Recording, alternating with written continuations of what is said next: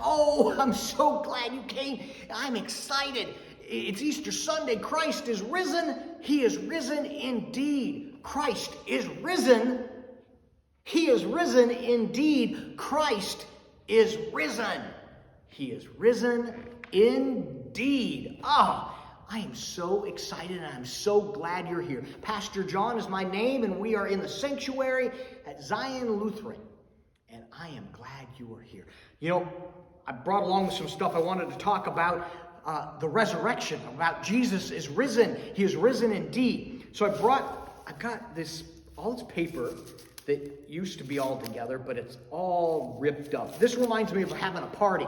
You know, it's like you've got the crepe paper lining the room, and we're like, happy birthday, or Merry Christmas, or all kinds of celebrations that we do. And we've got the crepe paper, and we've got all this thing, and this is all ripped up. It's almost like the feeling like the party is over. So Good Friday, we talked about how Jesus was hung on a cross. And it's almost like how this crepe paper got ripped up. It was like they had a dinner party. It was the Last Supper. And then they ate together, and then Jesus was hung on the cross. And then when he was taken down, they took Jesus and they put him in a tomb. Put him in the tomb, and they sealed it up tight. And it sat for 3 days. And then some of the first disciples, women, came to the tomb. It was almost a church because they were mourning and they were sad, but they were also coming there to worship.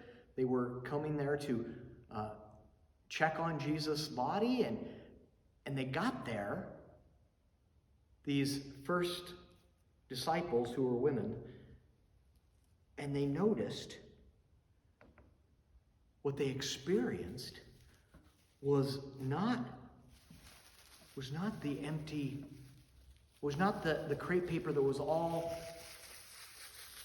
They started noticing that, losing it here, where are we? There we are. They started noticing that there were angels there who said, "Why are you looking for the living among the dead?" And then one story has that when they leave, they see Jesus, and they mistake him as the gardener, and then Rabboni and teacher, and they see Jesus, and it's new life. And you know what? The tomb was empty. And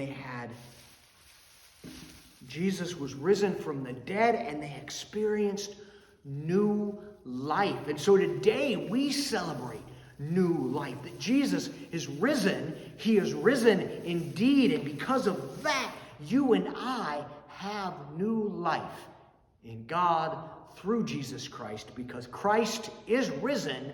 Christ is risen indeed. Oh, I'm so glad you came today. I am so glad you're here and you can celebrate with me that Christ is risen.